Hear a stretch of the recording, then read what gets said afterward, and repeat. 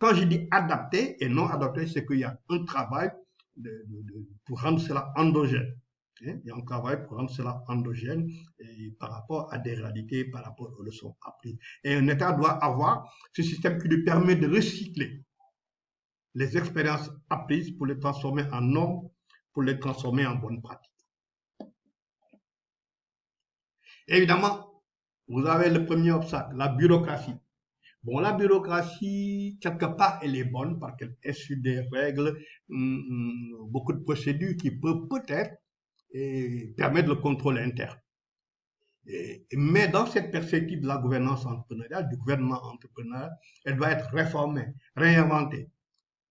Dans certaines vidéos, nous verrons les outils, les techniques comme le réengineering, les restructurations, comment on fait la simplification. Il va y avoir une forte volonté de mettre l'État, de donner à l'État la taille qu'il faut.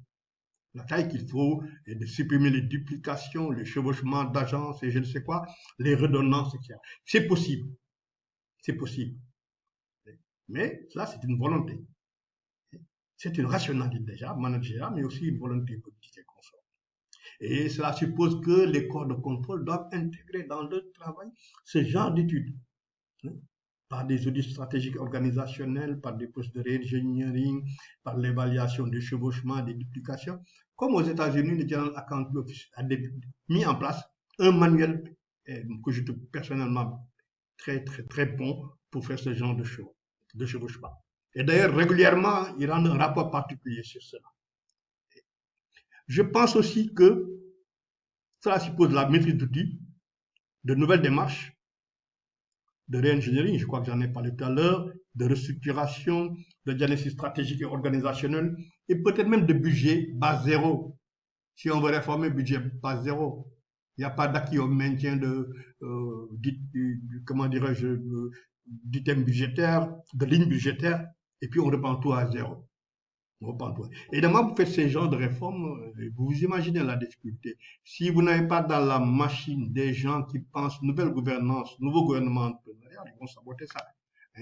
Parce qu'ils n'ont pas les compétences, la capacité pour le faire, ils n'ont pas été.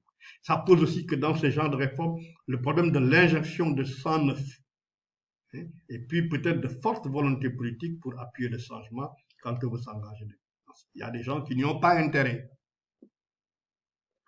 Cette nouvelle gouvernance entrepreneuriale efficace, qu'on pourrait appeler le bon gouvernement, pour nous, gouvernement citoyen, de la citoyenneté, qu'on pourrait appeler bonne gouvernance, n'a de durabilité que s'il devient un thème stratégique, posé sur la table, public, qui domine les débats de réforme de l'État et consorts. Et donc, les outils et les bonnes pratiques de gouvernance sont aujourd'hui inventoriés à travers des modèles de maturité, etc.